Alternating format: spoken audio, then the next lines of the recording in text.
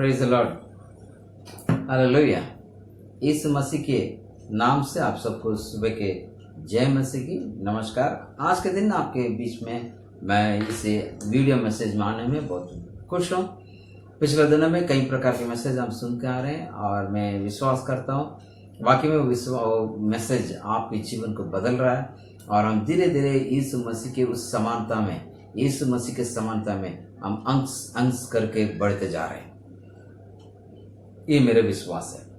आज जैसे मैंने आपको थोड़ा सा एक छोटा सा ग्लिम्स भेजा, उसका अनुसार अनुग्रह यानी कृपा की या ग्रेस के बारे में आपको कुछ बताना चाहूँगा। परमेश्वर का ग्रेस, पुराने नियम में परमेश्वर व्यवस्था को दिया।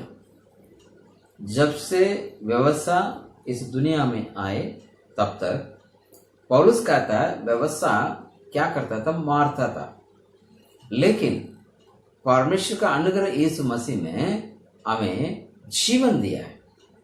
व्यवस्था मारता, अनुग्रह जीवन देता है। तो मेरे प्रियो, हम इसे नया नियम के ये न्यू कवनेंट के चर्च के लोग हैं। हम नए जो नीति से नए यीशु मसीह के लव के द्वारा जो नई वाचा है, उसे नई वाचा की नई कलीसिया बने। इसलिए नई वाचा की कलीसिया होने के नाते आज आपके बीच में ग्रेस, अनुग्रह क्या है, उस अनुग्रह के द्वारा हमें क्या मिलती है और उसको यदि हम तुच्छ मानेंगे या उस अनुग्रह को यदि हम इस प्रकार गलत विचार के साथ हम करेंगे, यानी गलत विचार के साथ या भ्रम यदि होगा तो क्या प्रभाव पड़ेगा, इसके बारे में आज हम सुनेंगे। प्रभु हमें आशीष करें। आइए प्रार्थना करें। प्रभु जी, धन्यवाद देते हैं आज के सुंदर समय के लिए। अनुग्रह के ऊपर हम अध्ययन करने जा रहे हैं। पिता परमेश्वर नई वाचा जो लघु में दिया हुआ, उसे नई वाचा की कलीसिया होने के नाते नई वाचा की नई उस अनुग्रह का प्रभु हम सुनने जा रहे हैं। हमें में आशीष करेगा। हमारे कान को खोल दीजिए। शैतान प्रभु हमारे अंदर से बीज ना निकाले, आज से कृपा कर। शुरू से लेके आखिरी तक आपका अनुग्रह को मांगते हुए यीशु के नाम से प्रार्थना मांगते हैं, आमीन। हालेलुया। ग्रेस, अनुग्रह क्या है? अनुग्रह है कि कर्म या खुद की धार्मिकता, इन्हें हम बोलते हैं कर्मा, जो कर्म उससे उसका विपरीत है अनुग्रह। Grace is the opposite of Karma. अनुग्रह कर्मा के विपरीत है। कर्मा जो हम चाहते हैं उसे प्राप्त करते हैं। कर्मा का मतलब जो हम चाहते हैं वो हम प्राप्ति करते हैं। कृपा का मतलब जो हम नहीं चाहते हैं उसे प्राप्त करना। समझने की कोशिश करिएगा। कर्म या कर्मा इस बात को बताता है जो आप डिजर्व करते, जो आप इच्छा रखते हैं, जो आप चाहते हैं। लेकिन अनुग्रह क्या है? जो आप नहीं चाहते वो आपको मिल रहा है, वो है अनुग्रह। और अनुग्रह कैसा है कि बिना शर्त, है ना, शर्त रहित एक प्रेम है। इन्हें अनुग्रह क्या है? परमेश्वर के द्वारा हमारे लिए बिना शर्त के प्रेम है। वो क्या करता है कि वो हम में प्रकट होता है। समझ रहे हैं? अनुग्रह जो है हमारे जो बिना शर्त के हमें कुछ प्राप्त करना, हमसे प्रेम करना। और बाइबल में अनुग्रह के बारे में, परमेश्वर के अनुग्रह के बारे में बहुत कुछ है। और बाइबल का जो सेंट्रल सिद्धांत भी यही है कि परमेश्वर का अनुग्रह है। लेकिन कई लोग इस प्रकार से विचार करते हैं। क्या विचार करते हैं? पाप के दुख तकलीफ के बीच में, समस्या के बीच में, टूटा हुआ मन के बीच में, और इन सब के अंदर हम लोग इस प्रकार से विचार करते हैं कि हमें इसमें अधिक से अधिक हमें अनुग्रह चाहिए। बात सही है, कोई डाउट नहीं है। यदि हमें अनुग्रह तो चाहिए, लेकिन हम लोग क्या करते हैं कि ये पाप की वजह से ये आ गया, ये परमेश्वर का आज्ञा पालन न करने की वजह से आ गया कि हमारे लिए एक नया एक कानून को रखते हैं, और उस कानून को रखते हैं, नियम कानून को रख के उसी के अंदर से हम इस प्रकार से जजमेंट करने की कोशिश करते हैं। ये अनुग्रह का है या परमेश्वर क्रोध का है? अनुग्रह ऐसा नहीं है, वो ऐसा है। मेरे प्रियो, अनुग्रह आपको मरवा नहीं डालेगा, आपको जिंदा रखता है। Grace never kills you, grace gives you life. अनुग्रह आपको मरवाता नहीं, मारता नहीं, बल्कि अनुग्रह आपको जीवन देता है। तो इसके बारे में बेहतरीन समझना बहुत जरूरी है। अनुग्रह के बारे में समझना बहुत ही अत्यावश्यक है। नहीं तो हम क्या करेंगे, अनुग्रह को समझने के प्रयत्न करते हुए नई वाचा में चलने वाले विश्वासी बनते हुए उस धार्मिकता या उस व्यवस्था के अनुसार हम चलेंगे। पौलुस व्यवस्था को कहते हैं, उसको तो यीशु मसीह ने पूरा कर दिया, और उसको खंडन करते हैं। क्या खंडन करते हैं कि पौलुस इस प्रकार से कहते हैं कि व्यवस्था मारता है, अनुग्रह आपको जीवन देता है। मसीह जीवन कुछ ऐसा है जो प्रभु का अनुग्रह के द्वारा ही जीवित होता है ना, जीवन होता है। ओके, और हमारे पापों को माफ करना, उसके माफ करने का बहुत बड़ा दया है उसके अंदर। इसलिए वो क्या करता है कि हमें माफ करता है, और उसके लहू हमें इस दो के शुद्ध करता है, और उसके लहू के द्वारा हम शुद्ध होकर के हम परमेश्वर बेटा और बेटी बने, और उस शुद्धता के अंदर हमारे अंदर पवित्रता आगे बढ़ता है। लेकिन अक्सर क्या बोलते हैं कि नहीं भैया, पवित्रता के लिए हमें बहुत उपवास करना पड़ेगा। बात सही है। पौलुस कहता है मैं मारता हूं, मैं इस शरीर को मारता हूं, कूटता हूं। कहता है मैं प्रचार करने वाला मैं दूसरे के सामने ऐसा ना हो, इसलिए मैं क्या करता हूं, अपने इसी शरीर को मारता हूं, कूटता हूं और वश में करता हूं। इसका मतलब यह है कि इसलिए हम में से कई लोग उपवास और हम में से कई लोग इस प्रकार के धार्मिकता की चीजों पर ध्यान देते हैं। लेकिन पौलुस क्या कहता, मारता हूं कूटता हूं, मतलब क्या है?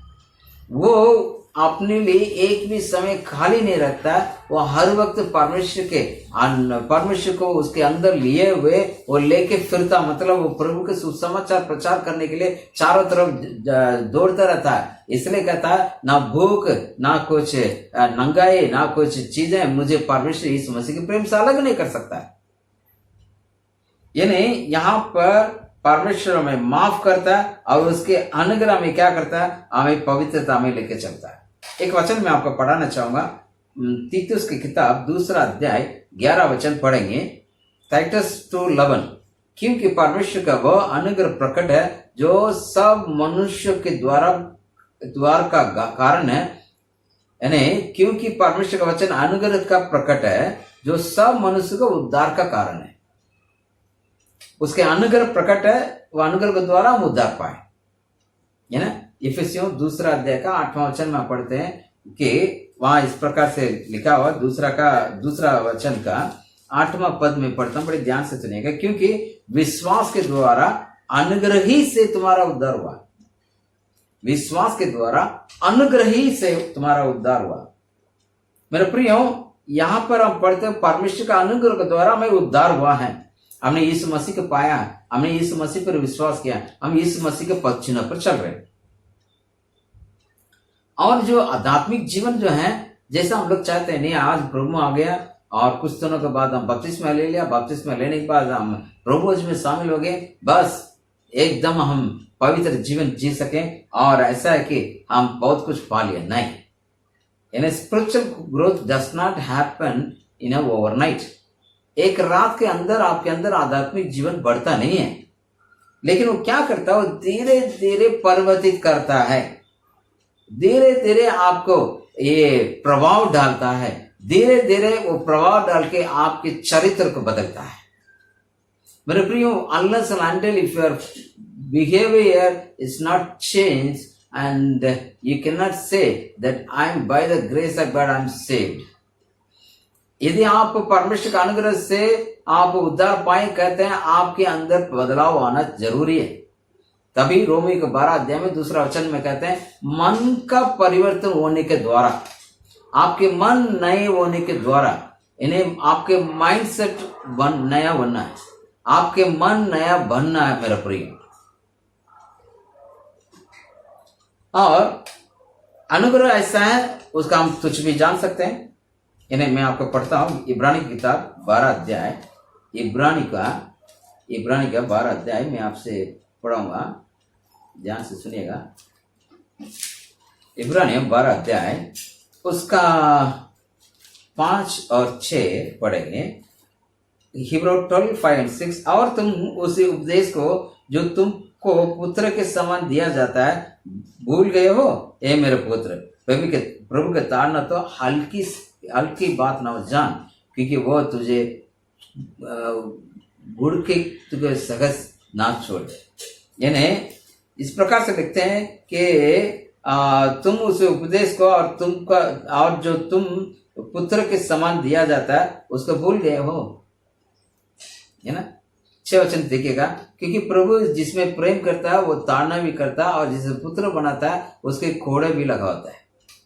यानी आपको ये जो अनुग्रह में आने से थोड़ा बहुत तकलीफ भी होगा, यानी संसार में क्लेश है, संसार में तकलीफ है, उस बात का नहीं भूलना है कि यहाँ पर बहुत क्लियर लिखा है, तुम उस उपदेश को जो तुमको पुत्र के समान दिया जाता है भूल गए हो।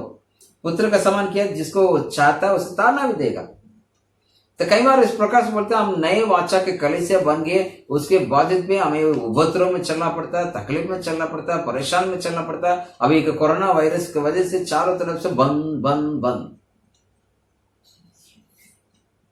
कोरोना वायरस ऐसी चीज है, लोग बोलते हैं कि वो हमारे शरीर के अंदर जो बीमारी से लड़ने वाले शक्ति से बड़ा है, इसलिए हमारे बीमारी से लड़ने वाले शक्ति का नष्ट करता है और हमें मृत्यु पर लेके चलता है।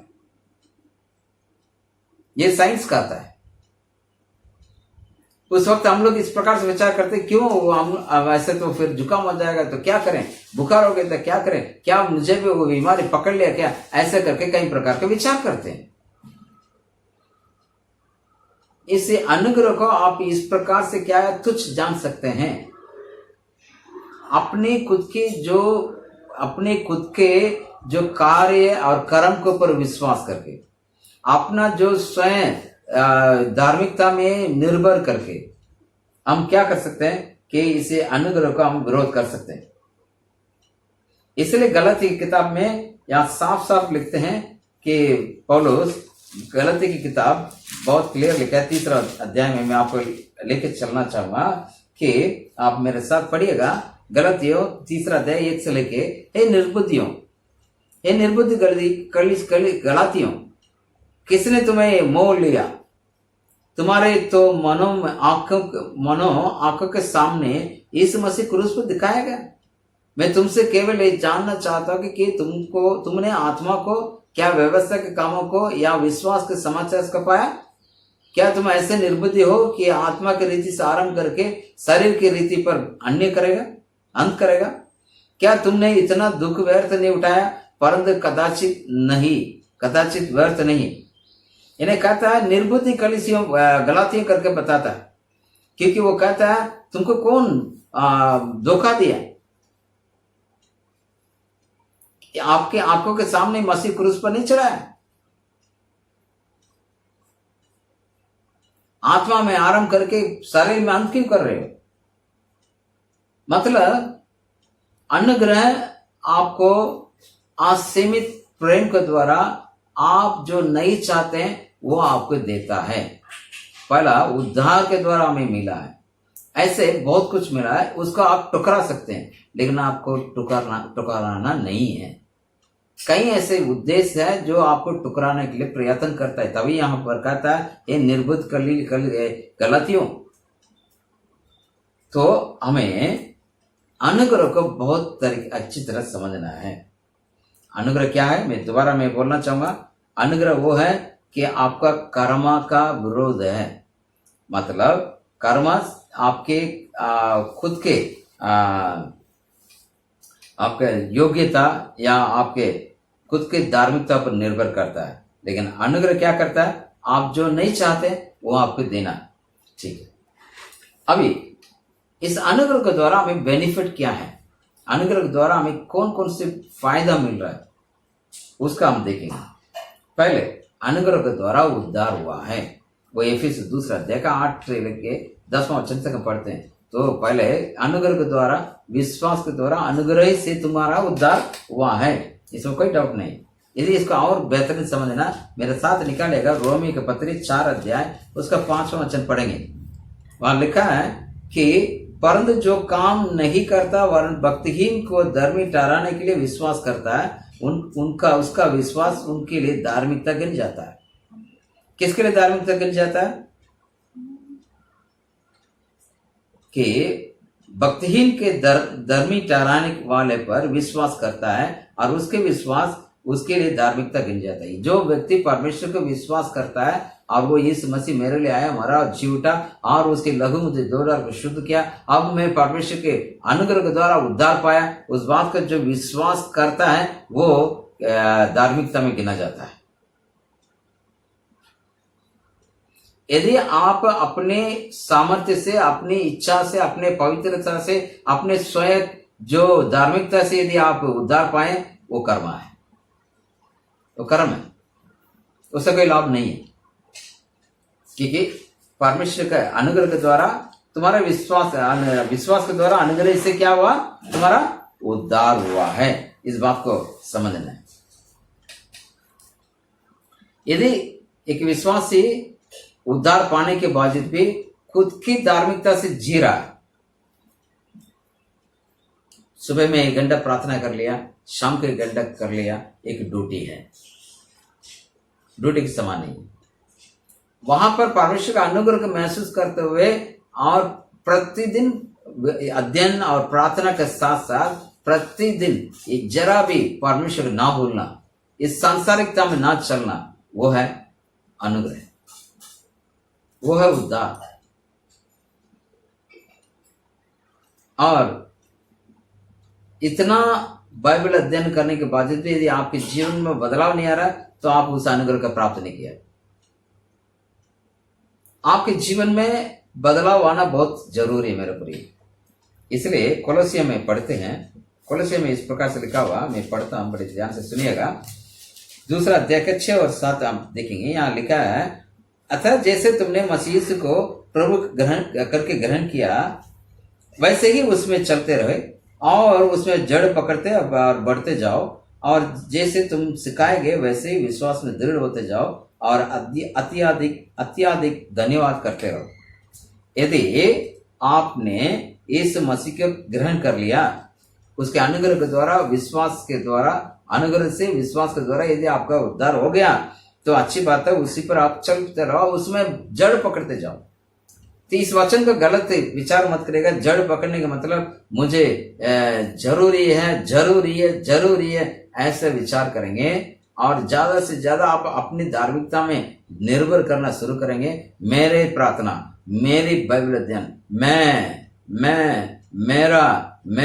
मैं अपना, ऐसा करेंगे, वहां पर अनुग्रह कार्य नहीं करेगा, वहां पर आपकी धार्मिकता कार्य करेगा। यदि आप धार्मिकता में जाएंगे, क्योंकि वचन में लिखा है व्यवस्था मारता है, अनुग्रह जीवन देता है, तो आपको इस बात को ध्यान देना होगा, आप कैसे प्रार्थना कर पा रहे हैं, किस प्रकार से आप प्रभु में हैं, किस प्रकार वचन में बढ़ते हैं, किस प्रकार, वो कैसा है? प्रभु का अनुग्रह से, उसका नहीं भूलना। यहाँ इसलिए कहा है कि उसमें सिखाए हुए हैं, अधिक धन्यवाद करते रहो। 8वें वचन में लिखा है, चौकस रहो कि कोई तुम्हें उस तत्व ज्ञान और व्यर्थ धोखे का द्वार अपना ओहर ना बना ले, क्यों? जो मनुष्य की परंपराएं और संसार के आदि शिक्षा के अनुसार तो है, पर मसीह के अनुसार नहीं है। यदि संसार के आदि शिक्षा के अनुसार और उत्तम तत्व ज्ञान के अनुसार कुछ भी बातें हैं, उस पर आप विश्वास मत करो। मैं बीच में एक अपने फिल्म ग्रुप में एक प्रवीण कुमार करके जयपुर में एक ब्रदर हैं, उनकी मैसेज मैंने डाला, प्रत्येक वीडियो को मत सुनो। कई जगह पर ऐसा भी लिखा हुआ बोलते हैं लोग, नहीं आपको दान नहीं देना चाहिए, 10 नहीं देना चाहिए, आपको विश्वास, ये चंगाई पर विश्वास मत करो, क्योंकि यहोवा विटनेस वाले कहते हैं चंगाई है ही नहीं। अभी इस मसीह के साथ चंगाई चलेगा, अभी चंगाई नहीं है। क्या वर्तमान समय पर परमेश्वर नहीं है? वर्तमान समय पर परमेश्वर का अनुग्रह नहीं है? वर्तमान समय पर प्रभु परमेश्वर उपस्थित नहीं है? तो चंगाई क्यों नहीं होगा? दान देना तो प्रभु शुरू से बोल के आ रहे हैं। क्या बोल के आ रहे हैं कि आप अपने पवित्र मंदिर पर अपने जो मन्नत को लाओ, उधर जो भी आप जो प्रचार वचन में लिखा हुआ आपको दशमांश देने होगा। और इस प्रकार से लिखा हुआ है कि पुराने नियम में और नए नियम में भी लिखा, पुराने नियम को बातों का नए नियम में इस प्रकार से लिखा, जो भी देता उत्साह के साथ दो। ये नहीं कहा कि नए नियम मत दो, लेकिन कहा पुराने नियम में जो लिखा हुआ उसको एक उत्साहिकता के साथ दो। इस प्रकार के यदि कोई प्रचार करने वाले या डॉक्ट्रिन देने वाले कोई प्रचारक है, मत सुनिए। और नेगेटिव यानी सकारात्मक बातें के कहने वाले कोई भी संदेश को मत सुनो, वो आपको विश्वास से दूर करेगा। अनुग्रह क्या है? आपको उद्धार दिया है। दूसरा, परमेश्वर का पवित्र आत्मा से भरे रहते हैं, वो प्रभु का अनुग्रह है। परमेश्वर का पवित्र आत्मा से यदि हम भरे हुए हैं, वो भी प्रभु का अनुग्रह। मैं आपको लेके चलूंगा गलाती की किताब 3 अध्याय, उसका 2 और 3। गलाती का 3 अध्याय, इसका 2 और 3। मैं तुमसे केवल ये जानना चाहता हूं कि तुमने आत्मा को क्या व्यवस्था के काम से या विश्वास के समाचार से पाया? आत्मा का काम यानी पवित्र आत्मा की प्राप्ति करना जो है वो विश्वास के द्वारा आपने प्राप्त किया या आप इस व्यवस्था के द्वारा? यदि आप व्यवस्था के द्वारा प्राप्त किए तो आपके विश्वास वहां काम नहीं करेगा और यीशु मसीह के जी उठने की जरूरत नहीं था, क्योंकि यीशु मसीह ने कहा ये जब तक मैं स्वर्ग में न जाऊं तब तक वो सहायक आपके बीच में नहीं आएगा, है ना। और देखिए 3 वचन, क्या तुम ऐसे निर्बुद्धि हो कि आत्मा की रीति पर आरंभ करके अब शरीर की रीति पर अंत करोगे? तो आपके अंदर जो आत्मा विश्वास के द्वारा आपने प्राप्त किया, पवित्र आत्मा को आपने विश्वास के द्वारा प्राप्त किया, उस बात को मत बोलो। अब मैं 14 वचन पढ़ता हूं, बड़े ध्यान से सुनिएगा। वाल क्या ये है, इसलिए हुआ कि अब्राहम का आशीष मसीह में अन्य जाति तक पहुंचे और हम विश्वास के द्वारा उस आत्मा को प्राप्त करें, उसकी प्रतीकता हुई है। वो जो आत्मा जो विश्वास के द्वारा आपने प्राप्त किया, वो आत्मा जो अब्राहम का आशीष को इस मसीह के द्वारा आपको लाकर देगा। तो आप पवित्र आत्मा विश्वास के द्वारा अनुग्रह के द्वारा आपको मिला है, इस बात को मत भूलिए। वो आपके अच्छाई में नहीं है, आपकी पवित्रता की वजह से नहीं है, आपकी प्रार्थना के जीवन की वजह से नहीं है, आपके अच्छे गुणों की वजह से नहीं है। पवित्र आत्मा आपके विश्वास के द्वारा प्रभु के अनुग्रह द्वारा मिला है। तीसरा, हर एक जो चंगाई, हर एक जो अद्भुत चिन्ह और चमत्कार वो परमेश्वर अनुग्रह से द्वारा ही होता है। ये इसी गलती का 3 अध्याय का 5वां वचन में पढ़ते, ध्यान से सुनिएगा। जो तुम्हें आत्मा का दान करता और तुम में सामर्थ्य काम करता, वो क्या व्यवस्था के कामों से या सुसमाचार पर विश्वास से ऐसा होता है? जो चंगाई जो बड़े बड़े चिन्ह और चमत्कार और अद्भुत काम है, कैसा? पवित्र आत्मा के द्वारा और उसे अनुग्रह के द्वारा हो रहा है, व्यवस्था के द्वारा नहीं, आपके अच्छाई के द्वारा नहीं, आपके प्रार्थना के द्वारा नहीं, आपके जो आप गमन करने के लिए बातें उनमें से कोई भी नहीं है। चंगाई हो रहा प्रभु का अनुग्रह से हो रहा है, इसका मत भूलिएगा। प्रभु का अनुग्रह से आपको प्रतिदिन यदि अद्भुत हो रहा है, प्रेज द लॉर्ड। जिस दिन आपका अद्भुत नहीं हुआ वो आश्चर्य करना आपको। क्यों? प्रभु आपकी प्रार्थना को सुनता है, इसलिए वो सुनता है, उसका अनुग्रह है। हम तो हमारे अंदर कोई अच्छा नहीं है इसलिए वो सुनता है, ऐसा नहीं। और आप यदि इस प्रकार से प्रार्थना आपके अच्छाई से हो रहा है, ऐसे कच्चे या उसकी वजह से आप जो चाहत पूरा हो रहा है कहेंगे नहीं है। आपके जो प्रार्थना का उत्तर प्रभु कैसा करता है कि आपके जीवन में प्रतिदिन अनुग्रह के द्वारा कई प्रकार के चमत्कार के द्वारा आपकी प्रार्थना को प्रभु प्रकट करता है। आपकी प्रार्थना के उत्तर कई प्रकार के चिन्ह और चमत्कार और कई प्रकार अद्भुत के कार्य के द्वारा प्रतिदिन प्रकट करता है, वो भी पवित्र आत्मा के द्वारा उसके अनुग्रह से। इसका मत भूलिएगा। तो प्रतिदिन और आपके जीवन में कोई भी चंगाई, कोई भी बड़ा बड़ा मिराकल हो रहा है, जो बड़े बड़े अद्भुत काम हो रहा है, वो प्रभु का अनुग्रह से। और हमारे व्यक्तिगत जो बढ़ोतरी वो भी प्रभु का अनुग्रह से। नहीं मैं बाइबल पढ़ता हूँ, नहीं मैं प्रार्थना करता हूँ, मैं बहुत, अभी इन दिनों में कई लोग बोल रहे हैं नहीं मैं इतना, मैं रात को काम के लिए जाता हूँ, फिर सुबह आता हूँ, इतना घंटा प्रार्थना करता हूँ, वो करता हूँ, ये करता हूँ, इस वजह से मेरा घर चल रहा है। नहीं, गलत है। हाँ, मैं प्रार्थना करने लायक मुझे प्रभु ने बनाया, मुझे परमेश्वर का वचन पढ़ने लायक प्रभु ने बनाया, मुझे बाइबल का वचन का अध्ययन करने के लिए प्रभु के अनुग्रह के लिए मैं धन्यवाद देता हूँ। उसके अनुग्रह से मेरा सब काम हो रहा है। देखिए पौलुस क्या बोलता है, मैं आपको बताना चाहूंगा।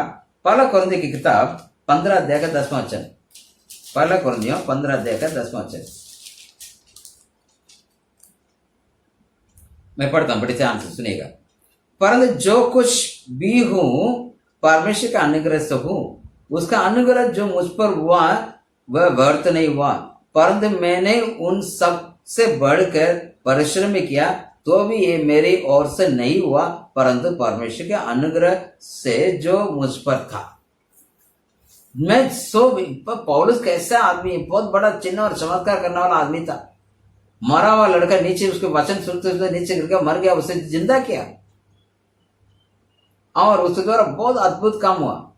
कई कलीसिया उसने बना दिया, पूरा ऐसे महाद्वीप में वो घूम के आया गया, प्रचार करके आ गए। काफी महान परमेश्वर की जो बहुत बड़ा बड़ा जो रेवलेशन, इन्हें बड़े बड़े रेवलेशन उसे पाया, प्रकाशन को उसने पाया। फिर भी कहता मैं सो भी हूं प्रभु का अनुग्रह से हूं। तो आप परिश्रम भी क्या बोलता है, वो सबसे ज्यादा परिश्रम वही करता है, किया जो जितने प्रभु के चेले लोग नहीं किए उससे ज्यादा किया है ना। लेकिन वो सब करने के बावजूद वो कौन है, मैं जो भी हूं वो उसके अनुग्रह से बताया है ना। वो कौन था पहले पौलुस खुद बताता मैं कौन हूं, मैं एक परसिक्यूटर हूं, मैं एक दुख देने वाला व्यक्ति था, कलीसिया को सताने वाला व्यक्ति था। लेकिन उसके बाद अनुग्रह के द्वारा उसको मैंने विश्वास पाया, अनुग्रह के द्वारा उसको उद्धार मेरे पास आया, विश्वास के द्वारा मैंने उसे विश्वास किया, तो मुझे क्या कर दिया, मैं जो परसिक्यूटर यानी मैं एक कलीसिया को सताने वाले से एक प्रभु के दास यानी प्रभु का प्रेरित बन गया, अपोस्टल बन गया। ये जो आगे के जो आदि कलीसिया थे, वो कलीसिया इस प्रकार से डरा हुआ था, कलीसिया इस प्रकार से लोगों के बीच में बड़ा एक भय छा गया पौलुस के प्रति। जब पौलुस उद्धार करके आया, उनके अंदर इस प्रकार विचार था, ये आदमी तो बेकार आदमी है, ये खूंखार आदमी है, ये मार डालता था। लेकिन उसके जीवन उससे बदल गया। जब उसके जीवन बदल गया, वो एक परिवर्तित शाऊल से पौलुस बन गया। तो आपके अंदर बदलाव या आपके अंदर जो पूर्ण रीति से जो बदलाव जो आ रहा है, वो प्रभु का अनुग्रह के द्वारा। इसका मत भूलिएगा, हमेशा आप इस बात को बोलना शुरू करिए, मेरा जीवन प्रभु का अनुग्रह के द्वारा होता है, मेरा जीवन प्रभु का अनुग्रह के द्वारा ही है। इसका आप बोलिएगा मुझसे, मेरे साथ बोलिएगा, मेरे जीवन परमेश्वर का अनुग्रह ही से है। ये मेरे बढ़ोतरी के लिए नहीं, या मेरे घमंड की बात नहीं, अनुग्रह की बात है, मेरे वजह से नहीं। परमेश्वर अनुग्रह मेरे जीवन को बदला है, प्रभु का अनुग्रह में ट्रांसफॉर्म हो गया। उस बात को मुझ से अंगीकार करिएगा। हम पाप और टेम्पटेशन यानी जो हमारे ऊपर जो पड़ने वाले परीक्षाएं, वो सब अनुग्रह के द्वारा हम जीत पा सके, ये उसका उद्देश्य है। अभी कुछ और भी ग्रेस के बारे में बहुत कुछ हम जानेंगे, लेकिन मैं आज मैं छोटा सा इंट्रोडक्शन रूप में आपको दे रहा हूं। और भी गलत फहमी है अनुग्रह के प्रति। जितना मैं मेहनत करूंगा, जितना प्रभु में मजबूत होकर आगे बढ़ूंगा, और उतने प्रभु मुझसे प्रेम करेगा, ऐसे एक विचार है। इसलिए क्या करते हैं, तो सुबह उठते हुए आप एक मिशन की तरह, इच्छा से नहीं, मिशन की तरह प्रार्थना कर रहे हैं, मिशन की तरह बाइबल पढ़ते हैं। एक नियम, या पेरेंट्स को कुछ करना चाहेंगे, या हमारे पास्टर को कुछ करना चाहेंगे, या हमारे पड़ोसी को कुछ करना चाहेंगे, या किसी ना किसी तरीके से कुछ करना चाह रहे हैं, उसे नहीं होता है। क्या है, परमेश्वर का जो है वो बिना शर्त के प्रेम है, और इसलिए आप करें ना करें फिर भी प्रभु आपके ऊपर प्रेम करेगा। लेकिन यदि प्रभु का प्रेम आपके अंदर है, आपने उस प्रभु का प्रेम को चख लिया, तो क्या करेगा, आपको व्यवस्था करेगा बाइबल अध्ययन करने के लिए, परमेश्वर के साथ साथ जीवन बिताने के लिए, परमेश्वर के साथ एक गठजोड़ रिश्ता रखने के लिए। यदि आप कहोगे नहीं भैया मैं ऐसा नहीं, मैं अपने आप से, मेरा काम मेरे वजह से, यदि मैं प्रार्थना नहीं करता आज मेरे घर पर आशीष नहीं आता, यदि मैं नहीं करूंगा मेरा परिवार तो कोई लायक नहीं, लेकिन परमेश्वर नहीं ब्रदर, आप भी प्रभु के सामने लायक नहीं है। लेकिन परमेश्वर अनुग्रह है आपको जीवन में, क्या एक जो चाहते नहीं वो आशीष आ रहा है। कई लोग ब्रदर मैं प्रार्थना करने में असमर्थ हूं, मैं अकेले प्रार्थना करता हूं या करती हूं तो मेरा मन को एकत्रित नहीं कर पा रहा हूं, कंसंट्रेशन नहीं कर पा रहा हूं, है ना? क्यों? आप एक ड्यूटी समझ के बैठ गए ब्रदर। मसीह की ड्यूटी में एक ड्यूटी है, इसलिए मैं प्रार्थना करना है, तो आप एकत्रित नहीं कर पाते, आपके मन को एकत्रित नहीं कर पाते। यदि आप उस ड्यूटी, कुछ भी जो है वो ड्यूटी बन गया, कुछ भी जो है वो आप नियम बना दिए, वो शैतान की ओर से, आप परमेश्वर की ओर से नहीं, परमेश्वर उस पर आशीष नहीं करेगा। आपको क्या करना है, नियम कानून नहीं, आपका अंदर परमेश्वर का अनुग्रह की पहचान करते हुए अंदर से एक इच्छा, अंदर से परमेश्वर के साथ गठजोड़ बनना है। वचन पढ़ने से परमेश्वर के बारे में और बेहतरीन जानकार होना है। खाली वचन पढ़कर नहीं रख दिया। कई लोग वचन पढ़ते हैं, क्या है उसमें कुछ नहीं जानते। यदि वचन पढ़ने वाला अनुग्रह को पहचान करके पढ़ता है तो वचन में क्या लिखा हो, वो मेरे जीवन का लागूकरण क्या है, उसे पहचान लेगा। रोमियो 11 उसका 6 में आपके लिए पढ़ना चाहूंगा, मेरे साथ निकालेगा। रोमियो 11 अध्याय उसका 6 वचन। यदि ये अनुग्रह से हुआ तो फिर कारणों से नहीं है, नहीं तो अनुग्रह फिर अनुग्रह ही रहा नहीं रहा। यदि वो अनुग्रह से हुआ है तो फिर कर्म से नहीं है। आपके कर्म से कुछ भी काम है नहीं है ब्रदर। यदि अनुग्रह से हो गया तो कर्म से नहीं है, यदि कर्म से तो अनुग्रह से नहीं है। इसलिए आप के एक ओपिनियन के लिए, बाइबल पढ़ने से के एक राह के लिए आप मत करो, लेकिन आप इस प्रकार से we do not read Bible to change God opening to us, but we read the Bible to change our opening to God. आप बाइबल इसलिए नहीं पढ़ते हैं, इसलिए पढ़ते हैं कि परमेश्वर का जो राह के बारे में आप ज्यादा जानेंगे, वो नहीं है। लेकिन बाइबल पढ़ने से आपका राह क्या वो बाइबल से मालूम पड़ जाता है। यानी बाइबल पढ़ेंगे आपके आंखें खोलेगा। ये बाइबल का दर्पण है। दर्पण में आपका जो शरीर में जो कमी है वो दिखाई देगा। बाइबल पढ़ के आप इसको जानने का प्रयत्न करिए, मेरे लाइफ में क्या कमी है। प्रभु को जानने से ज्यादा कमी दिखाई देगा और उसको दूर करेंगे। जितना उस कमी को दूर करेंगे उतना परमेश्वर के रिश्ता में बांधेंगे आप। और कई लोग इस प्रकार से बोलते हैं, इस प्रकार से भ्रम में रहते हैं। क्या भ्रम में रहते हैं कि मिसकंसेप्शन में इस प्रकार विचार करता है, प्रभु में अनुग्रह आ गया भाई, गलती करो कोई बात नहीं, मन की इच्छा को पूरा करो, जो भी चाहिए करो, प्रभु माफ कर देगा। बात सही है, वचन में क्लियर लिखा, मैं ना नहीं बोल रहा हूं। मैं खुद कई बार इस वचन को मैंने आपको पढ़ाया और बस आपको बताया भी है। अब मैं दोबारा पढ़ूंगा, उसके साथ साथ जो वचन है वो भी।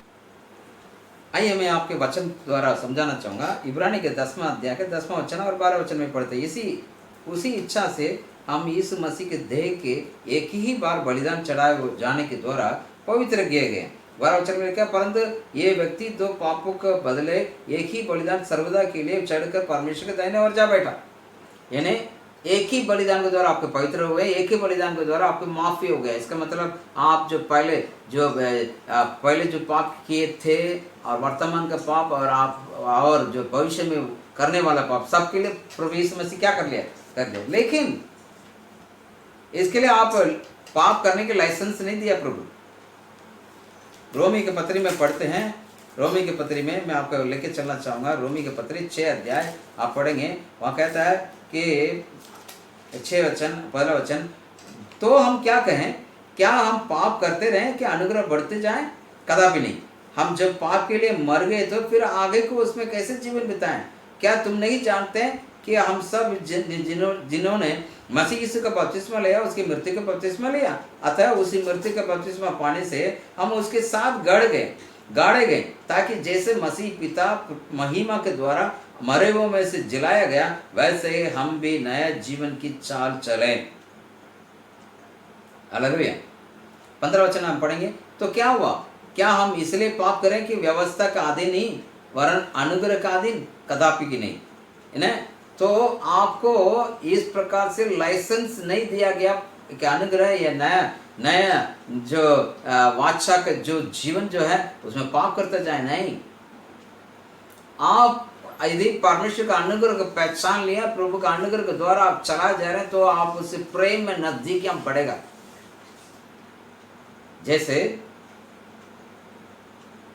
एक गीला लकड़ी को या 5 गीला लकड़ी को 2 सूखे लकड़ी के बीच में रख देंगे, तो 2 सूखे लकड़ी की वजह से 5 गीला लकड़ी जलना शुरू करता है। वैसे अनुग्रह का आपको अंदर लाना पड़ेगा। यदि आप अनुग्रह का आप अंदर लेके आएंगे तो आप पाप से बाहर आएंगे। क्योंकि अनुग्रह का मतलब, अनुग्रह के द्वारा आप वचन को पढ़ना शुरू करते हैं तो वचन क्या करेगा, आपके जीवन में कार्य करता है और आपकी कमियां प्रकट होती है और परमेश्वर के गुण को आप प्राप्ति करते हैं। तो ऑटोमेटिकली आपका मन नया हो जाता है। जब मन नया होता है आप पाप से बाहर आ पाते हैं, क्योंकि हम व्यवस्था के अनुसार नहीं चल रहे हैं, अनुग्रह के अनुसार चल रहे हैं। यदि आप व्यवस्था के अनुसार चले, मैं करता मेरा धार्मिकता, तो आप पाप में पड़े रहेंगे, तो आपको डेली माफ मांगना जरूरत पड़ती है। लेकिन आप इधर पे चलेंगे तो आप परमेश्वर का अनुग्रह से पाप नहीं पड़ेंगे, तो आप परमेश्वर का अनुग्रह पर महसूस करते जाएंगे। गलातियों अध्याय 6 अध्याय उसका 7वां वचन, गलातियों 6 का 7 पढ़ता हूँ, बड़े ध्यान से सुनिएगा। हाँ, इस प्रकार से लिखा हुआ कि धोखा ना खाओ, परमेश्वर के ठट्ठे में नहीं उड़ाया जाता, क्योंकि मनुष्य जो कुछ बोता है वही काटेगा। आपको बोने के ऊपर है, आप क्या बो रहे हैं। परमेश्वर के प्रेम का काटेंगे, पवित्रता का बोते हैं, पवित्रता काटेंगे। प्रभु का अनुग्रह का पहचाना, प्रभु का अनुग्रह के आप काटेंगे। इस बात को रखिएगा। तो आपको पाने ये ऐसा तो नहीं कि परमेश्वर का अनुग्रह इसलिए दिया कि वहां पर उसके कुछ ठट्ठा में ना उड़ाया जाए, मौकरी के लिए नहीं दिया गया अनुग्रह। अनुग्रह इसलिए दिया ठट्ठा में उड़ाने के लिए नहीं, आशीष के लिए। प्रियो, अनुग्रह जो आप नहीं चाहते हैं वो है अनुग्रह, उसके प्राप्ति करेगा और अनुग्रह आपके जीवन में बदलाव लाएगा। अनुग्रह आपके जीवन में भारी बदलाव लाएगा। मन परिवर्तन होना बहुत जरूरी है। आपको मन को नया बनाते जाइएगा प्रतिदिन। जैसे आप जीते थे उसके ऊपर निर्भर मत करिए, परमेश्वर का अनुग्रह के ऊपर, ताकि अनुग्रह आपको नया बदलाव हुआ जीवन देगा। अनुग्रह यीशु मसीह की ओर लेके चलेगा, यीशु मसीह जैसे आपको बनाएगा। ऐसे कृपा करें, प्रार्थना करें। प्रभु जी, अनुग्रह के बारे में छोटा सा एक प्रभु एक परीक्षा हमने देखा, उसके बारे में प्रभु और जानने में प्रयत्न करिएगा। और आगे प्रभु अगले हफ्ता इस अनुग्रह के बारे में जानने में, और अनुग्रह हमारे जीवन में कैसे कैसे कार्य करता है और उसके द्वारा हम क्या क्या पहचान कर सकते हैं, कौन कौन सी चीज़ों से हम बाहर आ सकते हैं। अनुग्रह कितनी बड़ी जो हमारे अंदर जितने भी जो गढ़े हैं उसका कैसे दहशत करना है, ये सब सीखने में मदद करेगा। जो सुनने वाले वचन का आशीष कर, तेरे नाम में मदद कर, यीशु के नाम से प्रार्थना मांगते हैं, आमीन। प्रभु आपका आशीष करें। Thank you.